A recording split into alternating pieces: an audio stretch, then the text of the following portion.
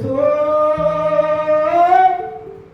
ఎంత వరాల మనసు నీది చిత్రాలుగా నారయ్యూసు ప్రభువా హైలేసు నీ మహిమే హైలేసు యేసు ఎంత వరాల మనసు నీది చిత్రాలుగా నారయ్యూసు ప్రభువా హైలేసు నీ మహిమే హైలేసు గాలి వానొచ్చే నడియేటిలోనా నావల్లాడగా నీవే కాపాడినావే కంటన చూడంగా గాలాపినావే కలలే సల్లారనే మహిమా చూపించినావే నిన్ను పొగడంగా నేనింతవాడా నీటి మడుగుల్లో శాపంటి వాడ నాదారి గోదారిలో పలుకే హైలేసు యేసు పలికే నీ దాసు యేసు ఎంత వరాల మనసు నీది చిత్రాలుగా నారయ్యూసు ప్రభువా హైలేసు నీ మహిమే హైలేసు.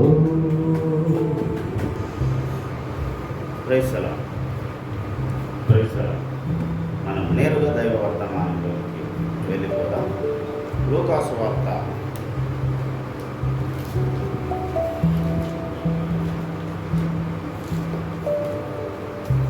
5వ అధ్యాయము 5వ వచనం.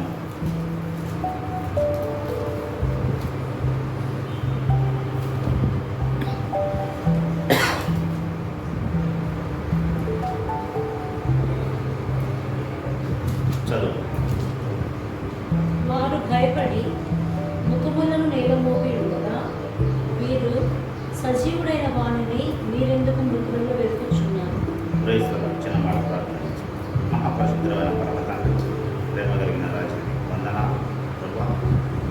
చదవబడిన వాక్య భాగాన్ని గెలిచి పట్టించి తోడైన నమ్మదగిన వినగలిగిన చివరను గ్రహించగలిగిన నాతో అందరితో మాట్లాడాలి. ఈ స్నానం గ్రహించండి. Praise the Lord. దేవుని పరిశుద్ధ నామమునకు మహిమ కలుగును గాక. ఆమేన్.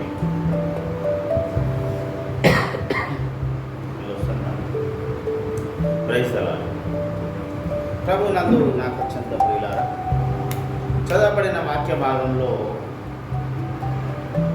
లూకా భక్తుడు రాసినటువంటి మాట, సజీవుడైన వాణిని మీరెందుకు రుచుల మధ్య వెతుకుతున్నారు. లూకా భక్తుని యొక్క ప్రత్యేకత చాలా గొప్పది. ఆ కాలంలో ఆ ప్రాంతంలో చాలా గొప్పవాడు. ఎలాగంటే చాలామంది ఈరోజు అడుగుతున్నటువంటి ప్రశ్న సింపుల్ వాలిషాట్ ఆన్సర్. మనలో పెద్ద లాజిక్ ఎత్తుతారు. ఏమనంటే అసలు యేసుప్రభు కన్యకు పుట్టాడని గ్యారంటీ ఏంటి అంటే మనలో పరిశుద్ధాత్మ దేవుడు వచ్చాడు, గాబ్రియల్ చెప్పాడు, ఇవన్నీ కాదు.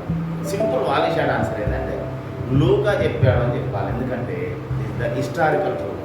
లూకా ఆ కాలంలో రోమా ప్రభుత్వంలో పేరు మోసినటువంటి ప్రముఖ వైద్యుడు.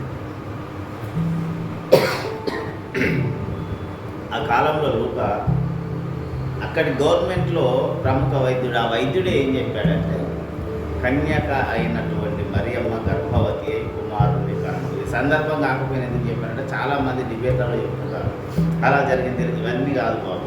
సింపుల్ లాజిక్ ఏంటంటే గ్యారెంటీ ఏంటంటే బాబు వైద్యుడే చెప్పాడు. అడుగుతున్న సైన్స్ ప్రకారం ఒక వైద్యుడే చెప్పాడు. అందుకే లూకా సువార్తలో యేసు ప్రభువును కూర్చున్నటువంటి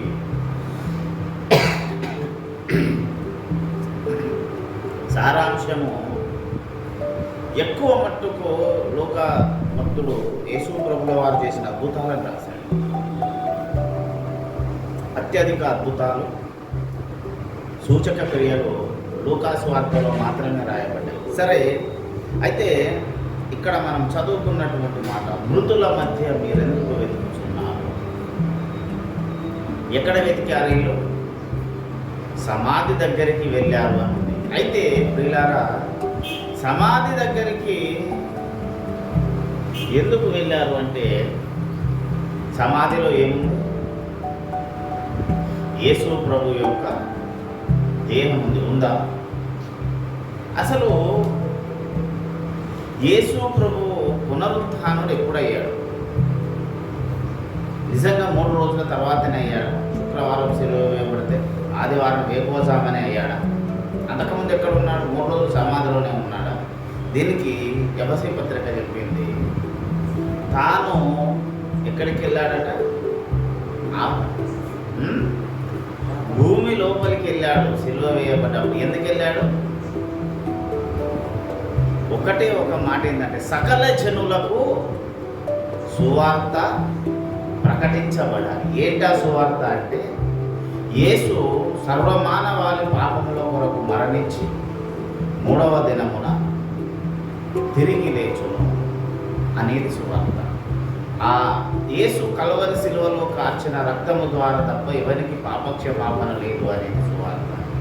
అయితే సకల జనులు అంటే యేసు పుట్టుకకు మరణానికి ముందున్నటువంటి వారికి సువార్త చెప్పడానికి సాక్షిగా, నేడు నీవు నాతో కూడా పరదైసులో ఉందో అని చెప్పినటువంటి ఆ దొంగను తీసుకుని వెళ్ళాడని. సరే, వీళ్ళు యేసు దేహముకు శుద్ధి చేయడానికని పోయారు. వీళ్ళారా, నిజంగానే యేసు ప్రభుల వారు ఉన్నాడా అంటే, యేసు దేహము మాత్రమే ఉంది. ఇక్కడ ఒక చిన్న మాట, అసలు దేహానికి విలువ ఉందా? ఆత్మకు విలువ ఉందా? ప్రాణానికి విలువ ఉందా? అంటే దేవుడు మూడింటిని సమపాలలో చేశాడని చెప్పవచ్చు. చాలామంది ఆత్మకే విలువ ఉంది, ప్రాణానికి లేదంటారు. బాబు, ప్రాణము లేకపోతే ఈ శరీరము కదలదు. శరీరానికి విలువ ఉందా? లేదా? శరీరానికే విలువ లేకపోతే మికాయేలు దూత సాతానుతో కొట్లాడు. శరీరానికి విలువ లేకపోతే యేసు ప్రభు సిలువ వేయబడిన రోజు సమాధులు తెరవబడవు. మళ్ళీ శరీరానికే విలువ లేకపోతే యేసు ప్రభు 2వ రాకడలో చనిపోయిన వారందరూ ఆదాము మొదలుకొని ఎప్పటి వరకట? ఆ క్షణము వరకు సమాధి చేయబడ్డ చనిపోయిన ప్రతి ఒక్కడు కూడా ఏమవుతారు? శరీరాలతో తిరిగి లేస్తారని చెప్పబడింది. అయితే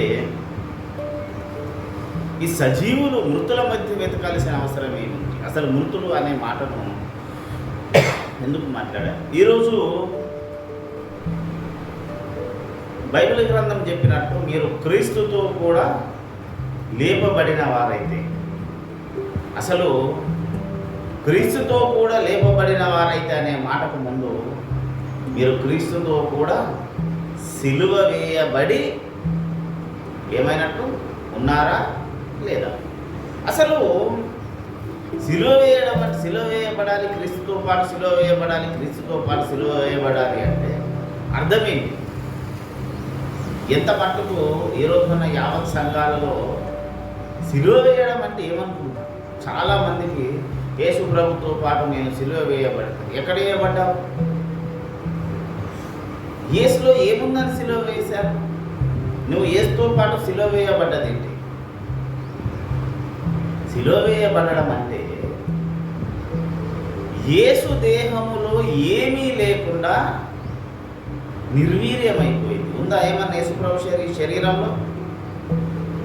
ఈట వంటి పొడిస్తే ఏమొచ్చింది? రక్తము నీరు అంటే అర్థం ఏంటిది? ఏమి లేదు, ఆయన శరీరంలో నుంచి మొత్తము వెళ్ళిపోయింది.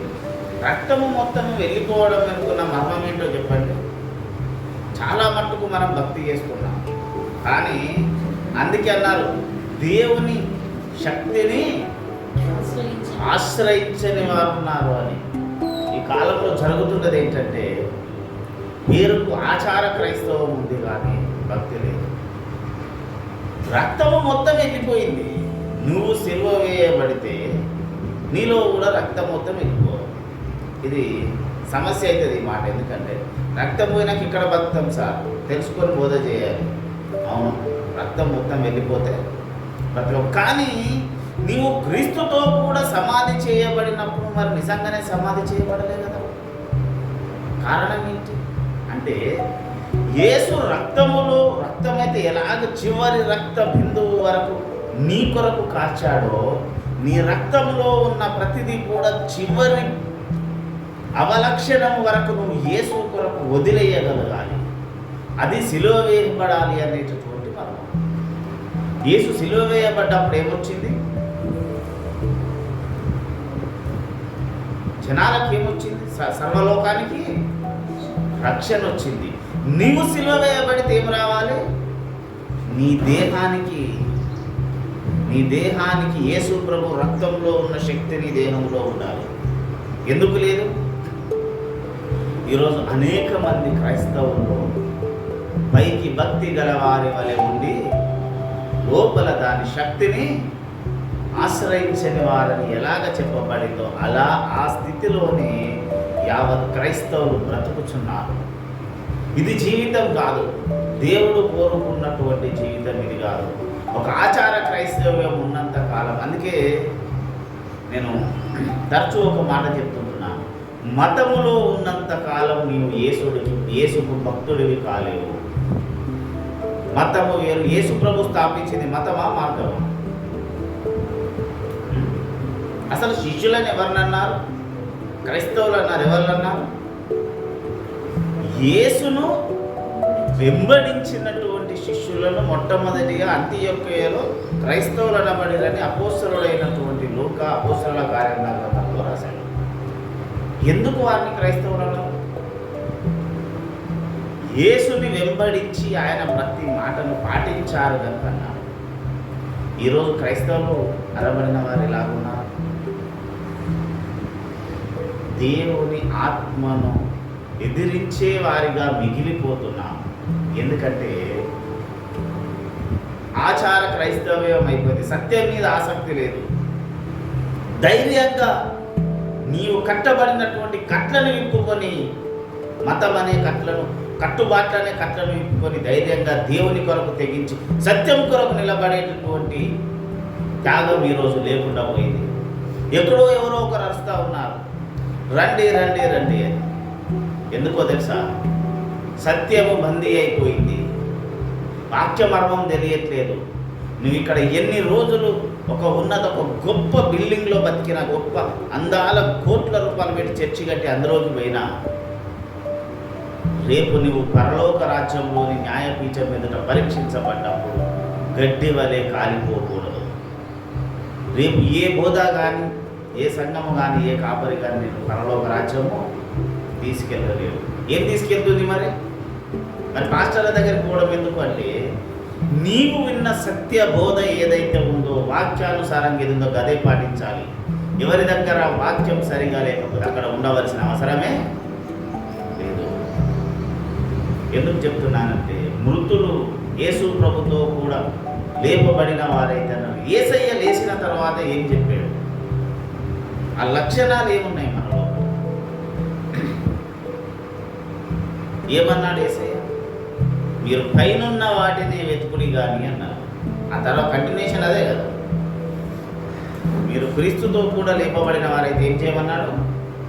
పైనున్న వాటిని వెతుకుడి. ఏమున్నాయి పైన?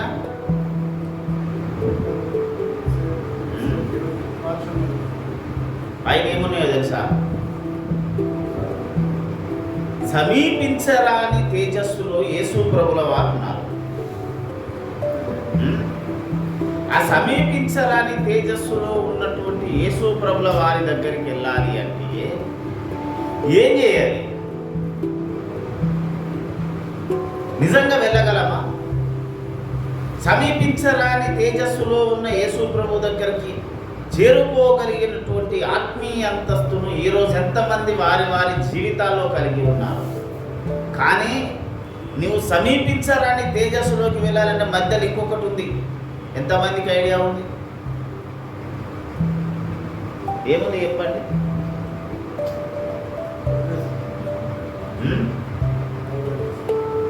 పరలోక రాజ్యమునకు విశ్వాసికి మధ్య ఉన్నది ఏంటి?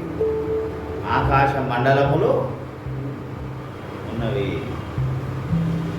మరి ఆకాశ మండలంలో పరిస్థితిని గురించి ఎప్పుడైనా ఎక్కడైనా మనం విన్నామా? ఎక్కడున్నది? ఆకాశ మండలంలో ఏముంది మరి కదా? అంటే నువ్వు సమీపించరాని తేజస్సులో ఉన్న దేవుడి దగ్గరికి ఆ న్యాయపీఠం ముందుకు నువ్వు వెళ్ళి పరలోక రాజ్యముకు వెళ్ళి నిలబడాలంటే దేన్ని దాటుకోవాలి? ఇక్కడ ఆకాశ మండలంలో ఉన్నటువంటి దురాత్మల సమూహాన్ని దాటాలి. ఇది పాయింట్. ఎంతమంది ఈరోజు దురాత్మల యొక్క ఆలోచనలను దాటగలిగిన వారు ఉన్నారు?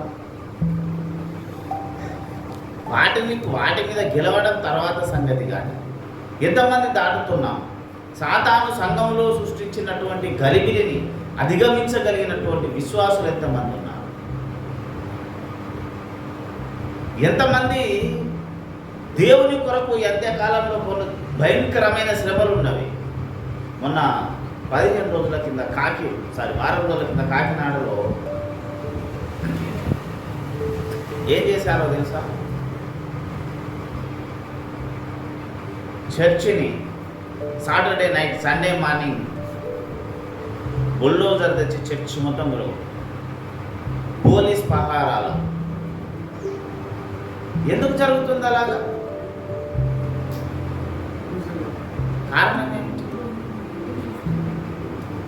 కారణం ఏమిటంటే ప్రియులారా,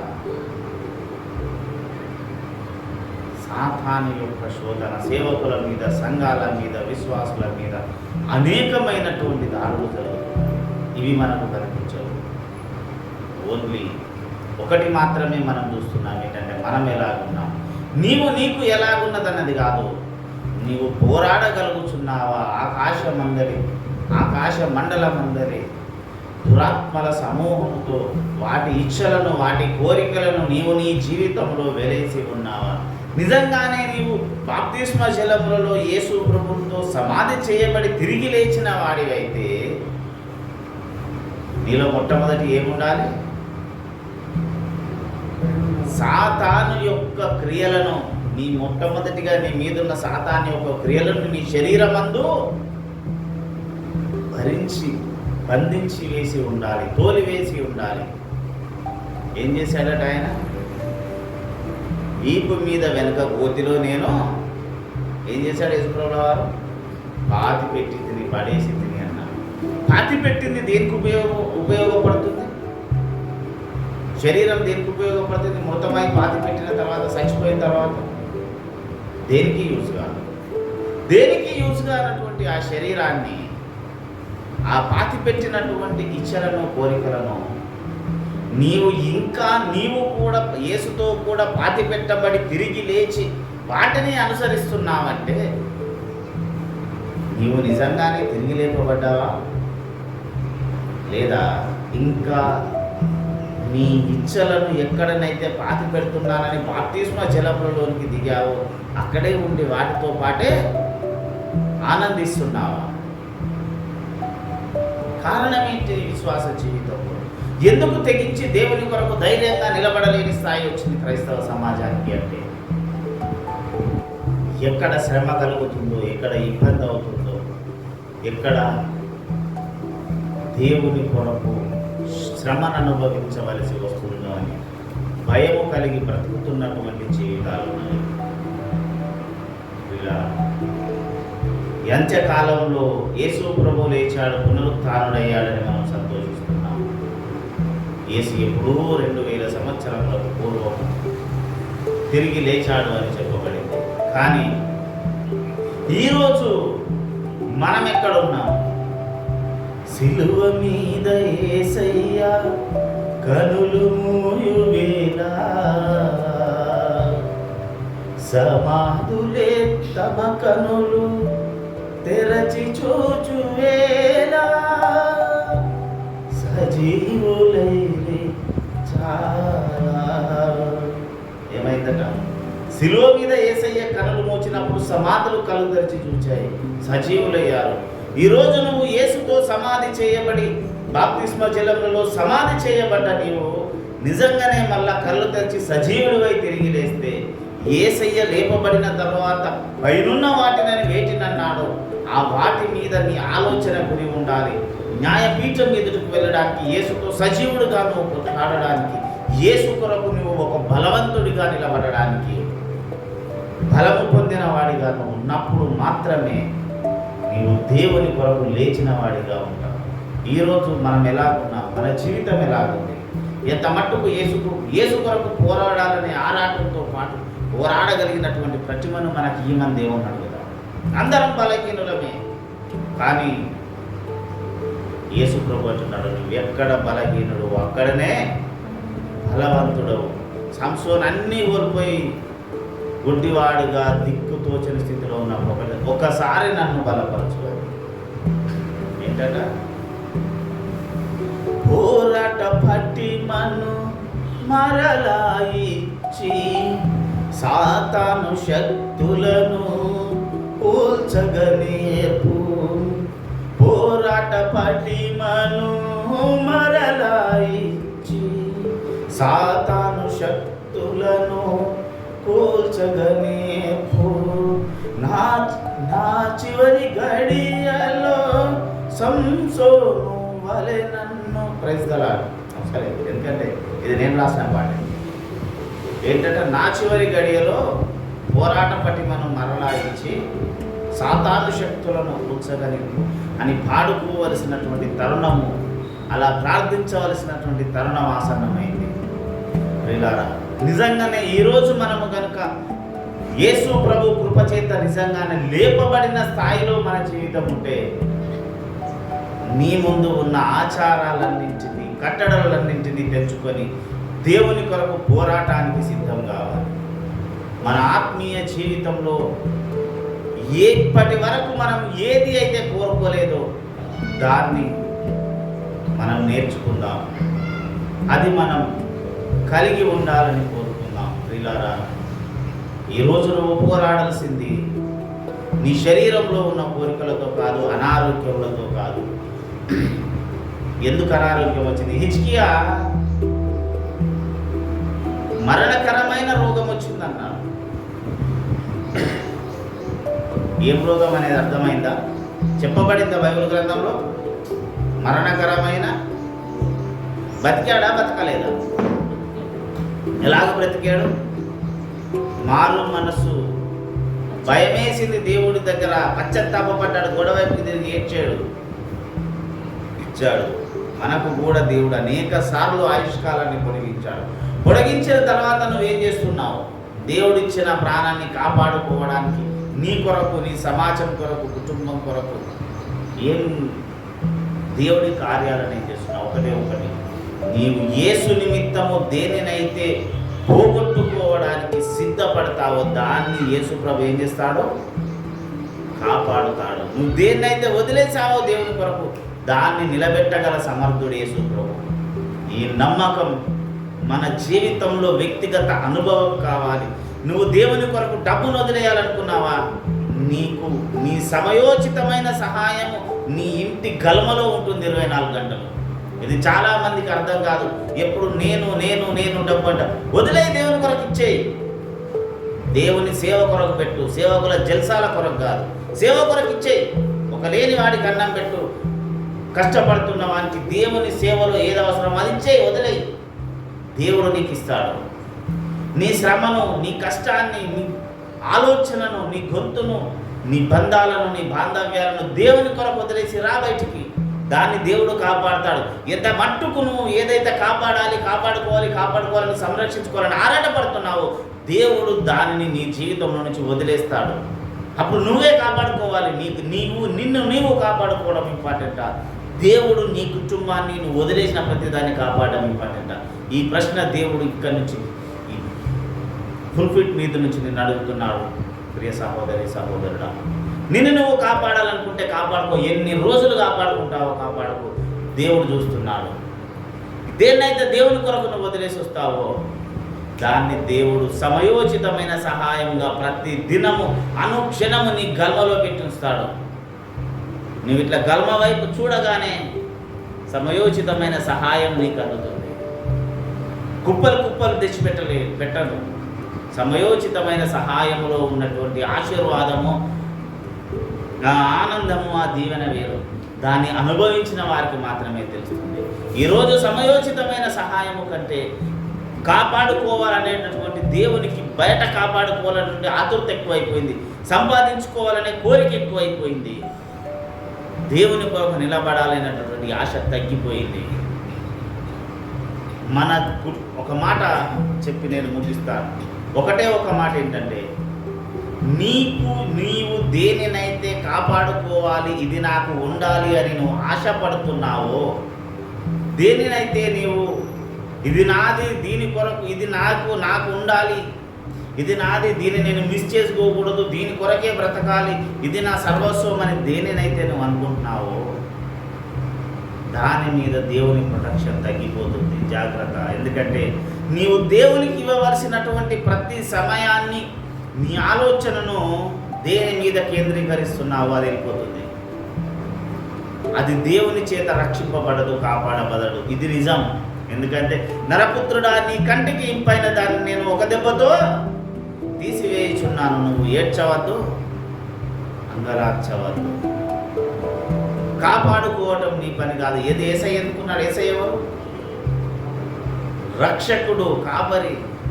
కాపాడవలసిన బాధ్యత అయినది నీ కొడుకును కాపాడవలసిన బాధ్యత, నీ కుటుంబాన్ని, నీ భార్యను, నీ ఆర్థిక సమస్తమును, నీ సంఘాన్ని, ప్రతిదీ కాపాడవలసిన బాధ్యత యేసు ప్రభుది. అయిన పని నువ్వెందుకు చేస్తున్నావు? ఆయన అడుగుతున్నాడు, కుమారుడా, నా పని నువ్వెందుకు చేస్తున్నావు? నేను నీకు ఇచ్చిన పని ఒకటి ఉంది. ఒక మనిషి భూమి మీద దేవుడు సృష్టించాడే అంటే వారి జీవితానికి ఒక అర్థం ఉన్నది, ఒక పరమార్థం ఉన్నది. యేసు ప్రభు సృష్టిలో నువ్వేంటి? మనల్ని మనం ప్రశ్నించుకోవాలి. నేనేంటి? నేను ఎందుకు పుట్టాను? ఎందుకు బ్రతుకుచున్నాను అనేటటువంటి ప్రశ్న క్రీస్తులో ఉన్న నీకు నువ్వు వేసుకున్న రోజు నీ జీవితం అద్భుతమైన మార్గంలో ప్రయాణిస్తుంది. అది అర్థం కానంత కాలం నువ్వు క్రీస్తు కొరకు బ్రతికినా వ్యర్థమే. దేవుని లోపల నువ్వేంటి అడుగుదాం మనల్ని మనం. ప్రభువా, ఈ రోజు నేనేంటి క్రీస్తులో అనే ప్రశ్న నిన్ను నువ్వు వేసుకున్న రోజు నీ జీవితం అద్భుతమైన మార్గంలో ఉంటుంది. ఆచార క్రైస్తవ్యం చేసినంత కాలం సాతాను చేతుల్లో బందీగా ఒక చచ్చు ఎలుకలాగా బ్రతుకుతాం. సాతాను చేతిలో పట్టబడే బతుకుతున్నావు. సాతాను చేతిలో నుంచి బయటకు వచ్చి చూడు.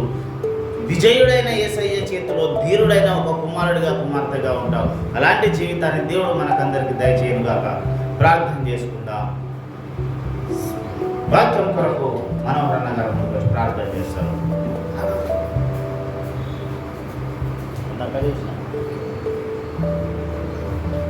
దయగల తండ్రి, మీకు స్తోత్రాలు, వందనాలు చెల్లించుకుంటున్నాం. ఇక్కడ వరకు ప్రభా, సజీవుడైన వాడిని మీరు మృతులలో వెళ్తున్నారని ప్రభా. నాయన ప్రభా, మృతులలో సజీవుడు ఎలా ఉన్న నాయన ప్రభా, మీరు ప్రత్యేకుడు కనుక తండ్రి మీకు స్తోత్రం. ప్రత్యేకమైన వాడు కనుక నాయన ప్రత్యేకమైనగానే నిన్ను చూడాలి తండ్రి. స్తోత్రాలు, వందనాలు ప్రభా. నాయన మృతునిగా మేము భావించకుండా ప్రభా, సజీవుడిగా ప్రభా, మన తండ్రి అయిన పరమ ప్రేమ రక్షకుడైన యేసునాథుని కృప, పరిశుద్ధాత్మ దేవుని శాశ్వత ఆశీర్వాదం సన్నిధి ఇది మొదలుకొని క్రీస్తు రెండో రాకడ పర్యంతం వరకు మనందరి జీవితాలకు సదాతోడైంది. పునరుత్థానుడైన యేసు యొక్క ఆలోచన విధానము, మహిమా, శక్తి, ఘనతలను మనం కలిగి ఈ లోకంలో ఆయన కొరకు బలమైనటువంటి సైన్యముగా జరుపాపేలుగా మేము తీర్చబడను కాక. ఆమేన్. రక్తమేత్యం, శిలువ రక్తమేత్యం, ప్రవేశనం సంపూర్ణ విజయం కలుగును కాక. అపవాది ఖ్యాతి గ్రహరంతే కోటి నాశనం కలుగును కాక. ప్రభు ఈ నామమునకు విజయం కలుగును కాక. ఆమేన్. Praise the Lord. అందరికీ వందనాలు. దేవుడు మనలందరినీ దీవించును కాక. ఆమేన్.